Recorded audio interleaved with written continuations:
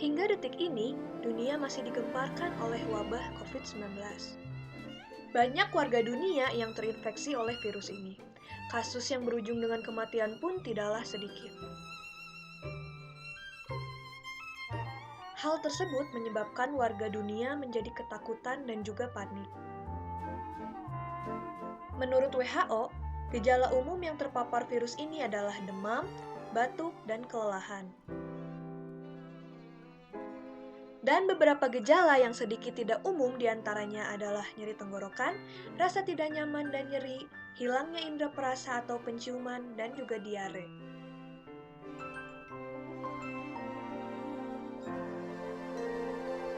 Sedangkan gejala seriusnya berupa sesak napas, nyeri dada, dan hilangnya kemampuan untuk berbicara atau bergerak.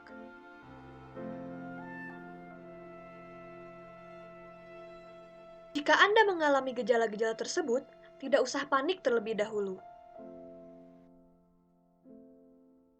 Anda tidak perlu panik karena ada beberapa langkah yang dapat dilakukan jika Anda kemungkinan terpapar oleh virus COVID-19.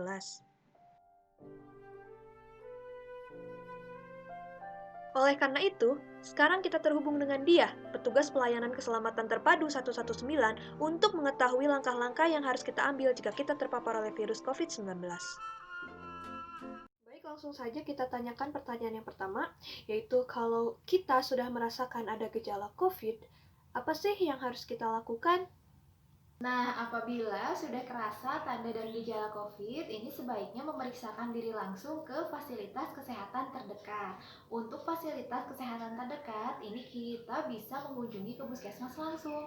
Karena di puskesmas ini sekarang sudah ada layanan untuk tes rapid ataupun tes swab, di mana tes tersebut bisa menentukan apakah seseorang itu positif terkena COVID ataupun tidak terkena COVID. Oke, lanjut ke pertanyaan kedua, yaitu setelah kita dites dan ternyata hasilnya positif, langkah apa yang selanjutnya harus kita ambil? Baik, apabila sudah diketahui hasil dari tesnya adalah positif, ini biasanya petugas kesehatan yang berada di puskesmas ini bisa menyarankan untuk melakukan isolasi mandiri selama 14 hari untuk orang yang terkena COVID tanpa gejala atau OTG. Nah, di mana OTG ini harus melakukan isolasi secara mandiri di rumah.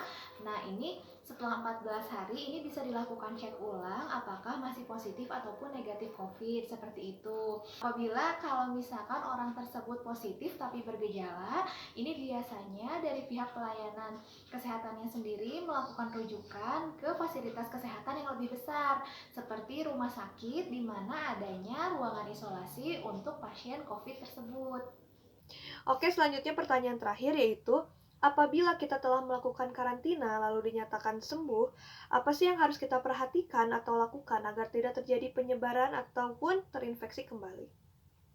Baik, apabila seseorang sudah dinyatakan sembuh dari infeksi virus COVID-19, ini memang disarankan untuk selalu menjaga kesehatan, makan makanan bergizi, dan juga rutin berolahraga, serta selalu menerapkan 3M, yaitu menggunakan masker, mencuci tangan, dan menjaga jarak. Nah, untuk kondisi saat ini, lebih baik menghindari dulu kerumunan agar bisa terhindar selalu dari COVID-19. Oke, terima kasih banyak, Teteh. Iya, sama-sama. Nah, maka dari itu, janganlah panik dan ikuti selalu protokol kesehatan ya.